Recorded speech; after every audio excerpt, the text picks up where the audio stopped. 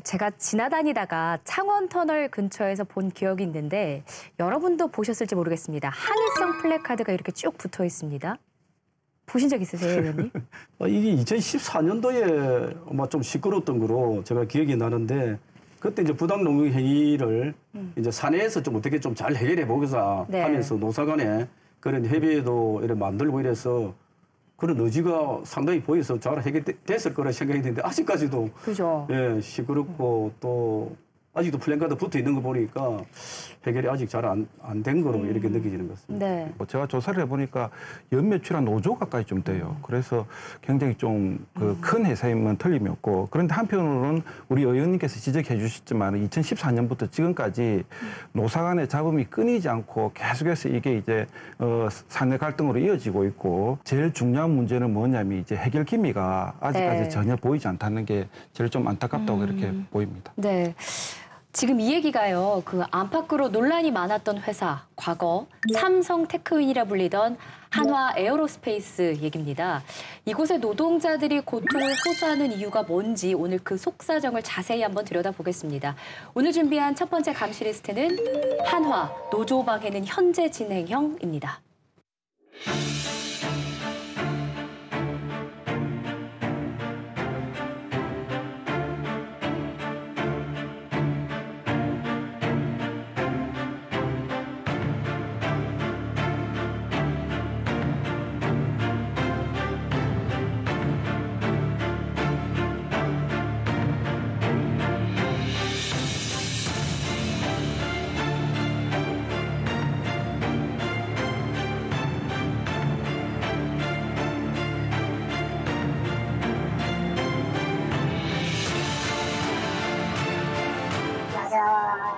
노조를 하냐, 발자가 다시 되느냐, 이런 식으로 분위기를 많이 만들어놨었지. 그래서 심리적으로 압박을 많이 받았는데.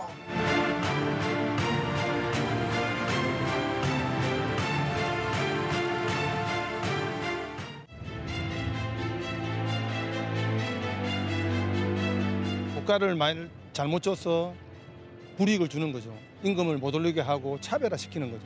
그러면서 또 고가가 잘못 받으면 진급이 안 되는 거고.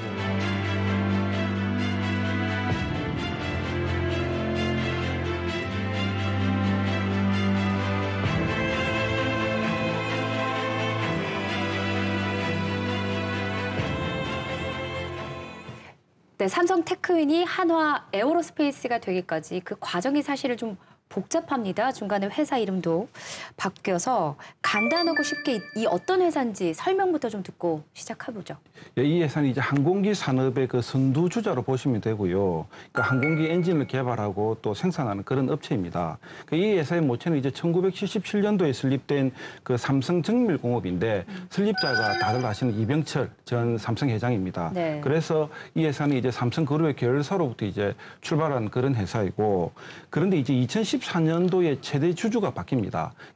당시 이제 삼성 테크윈이 그 하나의 주식총액 50%를 다 매각을 해버리고, 뭐 그 결과 이제 최대 주주가 삼성에서 이제 하나로 바뀌게 되고, 뭐 그렇기 때문에 이제 사명도 삼성 테크윈에서 하나 테크윈으로 이렇게 자연스럽게 바뀌게 되거든요.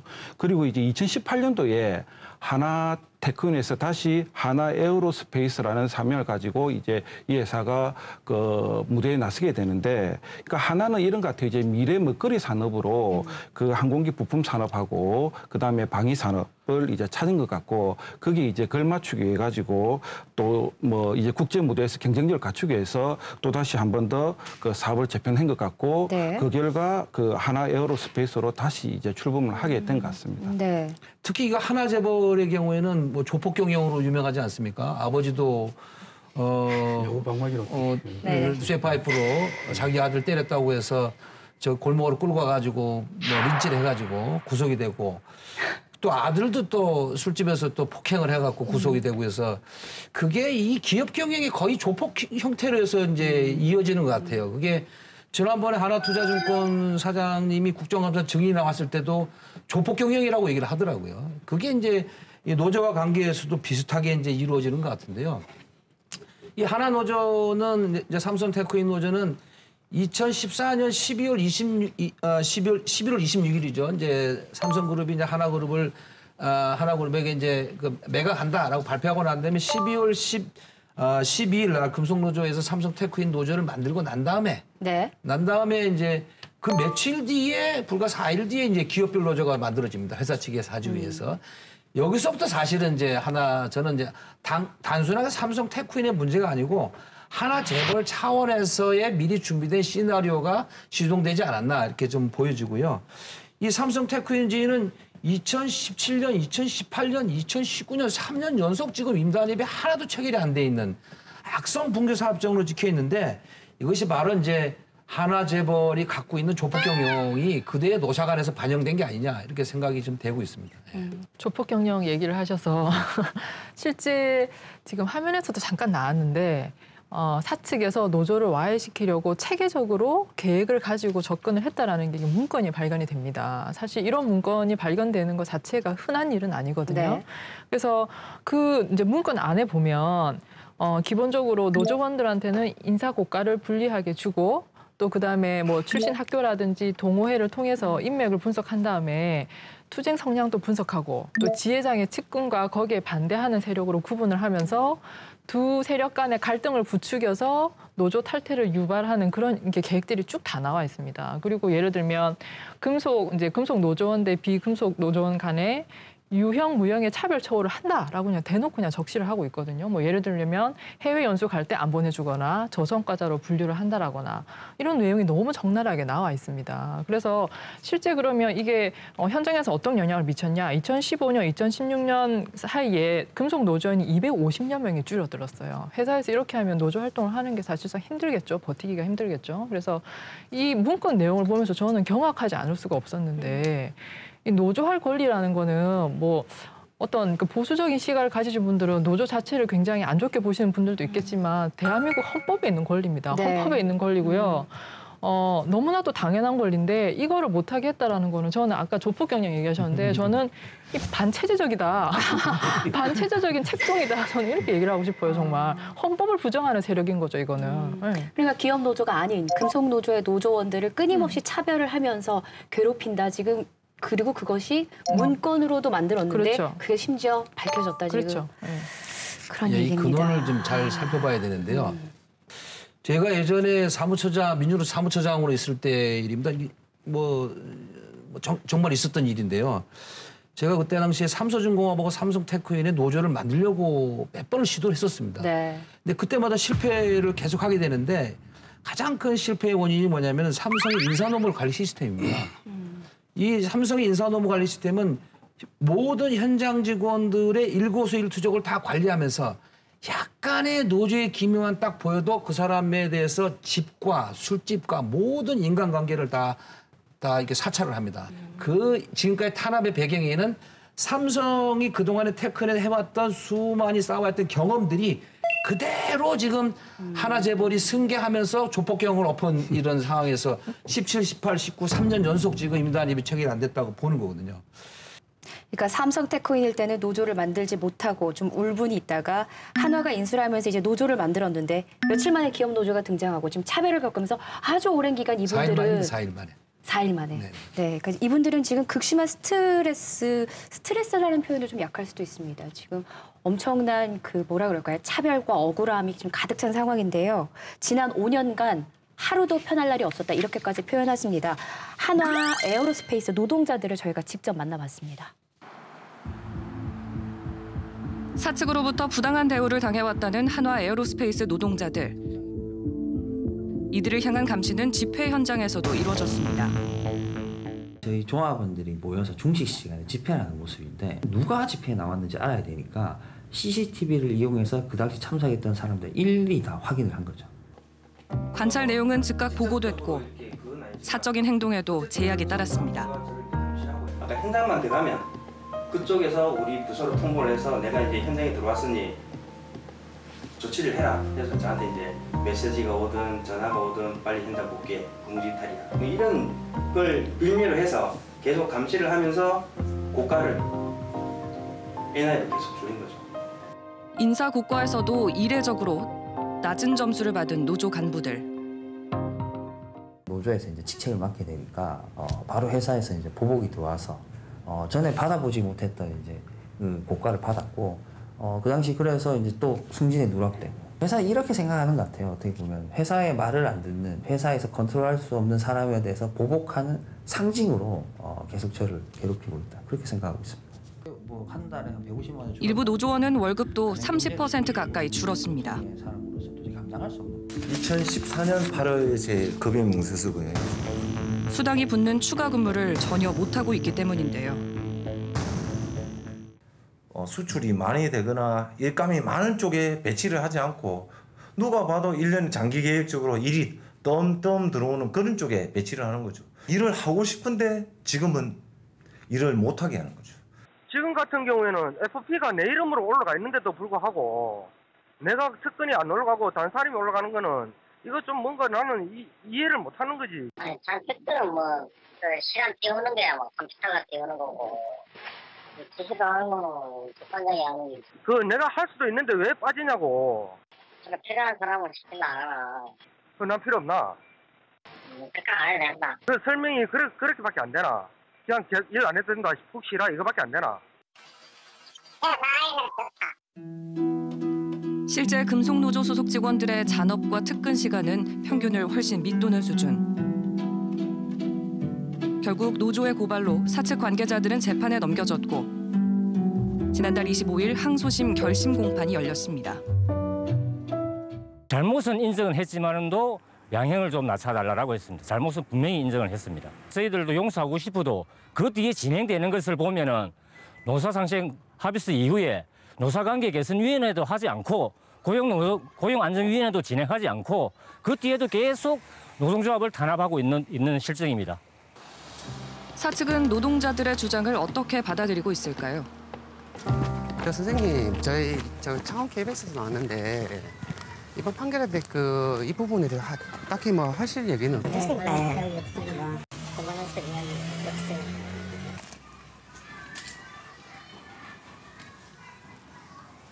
네, 저희가 취재하는 여러 방송들을 봤는데 네네. 일방적으로 하셔가지고 취재를 하고 싶은 마음이 없네요. 너무 많이 당해서 저는 뭐 인터뷰할 생각은 없습니다. 예, 이해해 주십시오. 어떤 부분이 왜곡되는 거? 그게 지금 지금도 전화하시는 건 인터뷰하시는 건데 예, 인터뷰 사절합니다. 끝이 보이지 않는 갈등에 노동자들도 지쳐가는 상황. 향후 사측이 또 어떤 행보를 보일지 불안하기만 합니다. 내년에 고용 보장 기간이 끝나면 또 이걸 빌미로 해서 인원 구조 조정이 또 들어오지 않을까 상당히 걱정이 많은 상태죠. 말로만 동반자다, 노사 상생이다 이런 걸 하지 말고 정말 진심을 다해서 노동자를 대우해주면 노동자도 함께 살아야 되는 존재이기 때문에 결코 이런 일은 일어나지 않는다고 봅니다. 이렇게까지 괴롭혀야 되나라는 생각이 드네요. 좀 너무하다. 이 삼성이 노조를 대하는 것에 문제가 있다 손치더라도 그러나 그것은 좀 지혜롭게 해가지고 크게 안 나타나는데 드러내는 이렇게 지혜롭기보다는 하여튼 간에 뭐 크게 문제가 발생 외부로는 안 나오게 이렇게 해왔는데 이 화나 같은 경우에는 이분이 스타일이 있어서 그랬는지 모르겠지만은 직접 대놓고 이렇게 괴롭히고 장기간 지속적으로 이어가면서 계속적으로 이어갈 그런 행태로 갈 거다 이렇게 느껴져서 참 안타깝다는 생각이 들고요. 지금 하나가 대한민국의 재벌에서 상당히 급속하게 지금 확장을 하고 무름할식으로 크는 기업이거든요. 네. 그게 국민의 기업답게 그렇게 좀 의연하게 좀 노사관계도 좀 대처를 해주면 좋겠다 그런 바람을 가지고 있습니다. 일단 이제 부당 노동 행위를 했다는 판결을 받았으면 사측은 이를 잘 수렴하고 여기에 대한 이제 조치를 취해야 되는데 사측이 완전 무시했다는 게 가장 큰 문제인 것 같아요. 그러니까 법원이 이제 노동자에게 사과문을 게시해라, 그다음에 교섭 창구를 단일화해라 이렇게 이제 판결을 내렸는데, 그러니까 사측은 이를 이행하기보다는 대신에 자본이라는 것을 이용해 가지고 교묘하게 회피하고 있습니다. 그러니까 법원에서는 판결을 이행하지 않으면 이행 강제금을 물리는데. 그러니까 사측은 내 판결을 이행 안 하겠다. 대신에 강제금 물리겠다. 뭐 이렇게 지금 나오고 있는 실정이거든요. 그래서 지금 강제금도 물고 있고 또 법원에 공탁금도 걸었습니다. 한 3억 정도 그런 걸로 알고 있는데 어떻게 보면 이게 법이 자본 앞에 무릎을 꿇은 그런 형국이잖아요. 그러니까 자본이면 모든 게 해결된다는 이런 논리와 똑같은 건데, 그래서 자본을 이용해서 대한민국의 법과 원칙이 완전히 무시되는 어떻게 보면 조롱하는 행위나 저는 다름없다고 보거든요. 방금 그 교수님 얘기하신 그 판결이 제대로 이해 안 되는 문제와 관련해가지고 실제 저도 법조계에 있지만 또 제가 그 노동위원회 공익심판위원으로 있습니다. 그래서 부당노동행위 사건들이 올라오기도 하는데 사실 부당노동행위 이게 입증하기가 쉽지가 않습니다. 지금처럼 문건이 나온 저런 경우는 정말 굉장히 예외적인 경우예요. 대부분은 심증은 가지만 물증이 없는 경우가 많기 때문에 노조원에게만 특별히 징계를 한다든지 노조원에게만 자진 경고가 간다든지 이런 걸로 사실 추론할 수밖에 없기 때문에 실제 이거를 심판하는 진노위나 중노위 혹은 법원에서는 사실 좀 그런 어려움은 있어요. 어려움은 있는데 그럼에도 불구하고 이 통계를 보면 너무 기소율이라든지 혹은 처벌의 수위가 낮다라는 게 바로 좀 나오는데 예를 들면 검찰에서 일반 사건 기소율 같은 경우에는 뭐 2013년부터 16년 그 통계이긴 합니다만 41.7% 정도인데요. 네. 이 노조법 위반 사건은 16.5%밖에 안 됩니다. 기소율이 절반도 안 되는 거죠. 그래서 이제 실컷 기소를 해가지고 법원에 가면 처벌이 어느 정도냐. 지금 이 하나 사건에서도 1심 판결이 가장 이제 그 가장 책임이 큰 사업주에 대해서는 그러니까 집행유예가 나왔고요. 징역형의 집행유예가 나왔고 나머지는 다 벌금이 나왔어요. 그러니까 실제 그러면 실형이 나오는 경우가 있느냐? 지금 통계를 보면 2010년에서 2014년까지 다 뒤져봐도 실형이 나온 경우는 딱 단 한 건밖에 없어요. 전국 통계에서도. 그 대부분은 다 58.6%가 벌금형이 나오거든요. 그러니까 회사에서는 사실은 처벌이 전혀 두렵지 않은 상황인 거죠. 지금 현실을 보면. 오히려 지금 교수님께서 말씀하신 것처럼 뭐 거액의 공탁금을 내더라도 노조를 못하게 하는 게 회사로서는 당연히 이득이 된다고 판단할 수밖에 없는 구조인 거죠. 그래서 저는 이게 기소율도 문제지만 예를 들어서 이렇게 어렵게 증거를 확보해가지고 기소된 경우면 사실은 이건 엄하게 처벌을 해야 된다. 그래서 뭐 처벌형도 높이고 지금 돈으로 다 막고 있다고 얘기하셨잖아요. 그러니까 돈으로 이건 불이익을 줘야 된다고 생각하거든요. 지금 벌금이 2천만 원 이하로 되는데 이거 가지고는 눈도 깜짝 안 하는 거죠. 사실상 징벌적 손해배상 제도에 그 버금가는 그런 벌금 내지는 손해배상 물려야 된다고 생각합니다. 예. 사실 이제 노동조합 설립되고는 안 되면 4년 동안 이 삼성테크인지가 그 어려운 가운데서 가장 모범적인 노조로 계속 잘 유지하고 있습니다. 잘 버티고 있습니다, 지금요. 조금 어렵긴 하지만은. 그런데 그것을 극복할 수 있는 노동조합으로서의 무기가 이게 제약돼 있는 상태거든요. 지금 법으로서 지금 그 중에 하나가 뭐냐면은 이제 노동법에 명시된 복수노조입니다. 복수노조의 대표 노조로 난다면은 당연히 이제 뭐 단일 창구에서 교섭을 할 수 있는데 사용자의 선택에 따라서 개별 교섭을 기업 노조도 할 수 있는 이런 문제가 있기 때문에 거기에서 노조를 또 교섭을 회피하고 있고요. 예. 또 하나는 지금 삼성테크인이 이게 방위사업체입니다. 방위사업체이기 때문에 현재 그 노동법상에서는 쟁의행위가 제한돼 있단 말이에요. 그러면 결국에는 이 노동조합이 극도로 노조 파괴 공작과 이런 극심한 어떤 잔특권 배제에서 조합원들이 고생하고 있는 것을 탈피하기 위해서 교섭과 쟁의행위를 해야 되는데 둘 다 지금 법제도로서 묶여 있다는 것이죠, 지금. 그래서 이 법제도를 시급히 정부에서 개선해야지만이 이런 사태들이 발생하지 않는다고 저는 생각합니다.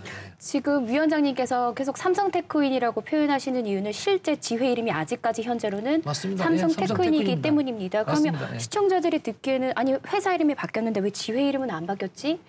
라고 생각하실 수 있는데 이거는 왜 지금까지 이렇게 유지되고 있는 거예요? 그거는 이제 노동조합 내에서 회사의 관계에서 노조 이름을 금방 바꾸는 게 아니고 임단협을 체결하고 하는 과정에서 바뀌어지는 것이기 때문에 쉽게 노동조합이 자기 이름을 바꾸지는 않습니다.